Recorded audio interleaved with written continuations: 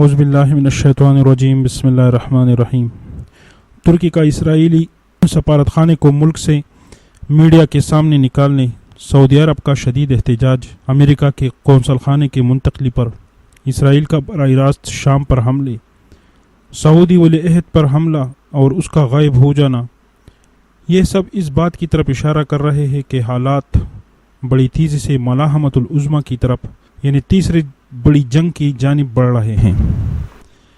اس جنگ کو بڑھکانے میں طیب اردگان اور سعودی فرمان روا کا ہاتھ ہوگا۔ سعودی فرمان روا ایک مہینہ ہونے کو ہے غائب ہے، صرف ایک تصویر میڈیا پر آئی ہے مگر تصویر سے کچھ نہیں ہوتا۔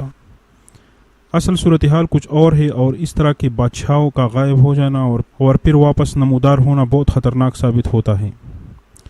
یاسر عرفات کا کیمپ ڈیوڈ کچھ دنوں کا قیام اور اس کے رویے میں انقلاب آنا، پرویز مشرف کا کچھ دنوں کے لیے کیمپ ڈیوڈ میں ٹھہرنا اور پھر اس کا نیا روپ، اس طرح سعودی ولی عہد کا غائب ہو جانا خطرے کی علامت ہے۔ اس کے نمودار ہوتے ہی جنگ چھڑنے کا امکان ہے۔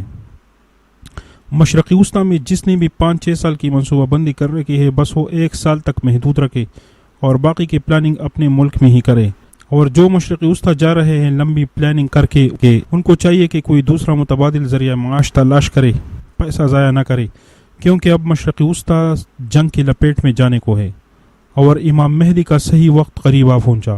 ایسا لگ رہا ہے کہ 2020 سے پہلے ہی وہ ظاہر ہو سکتا ہے، اور یہی ملاحمت العظمیٰ ہی قیامت کی بڑی علامات میں اولین علامت ہے، جس کو علامات کبریٰ کہا جاتا ہے، اور جس کا میدان یہی مشرقی وسطیٰ ہوگا اور ساری دنیا پر اثر پڑے گا۔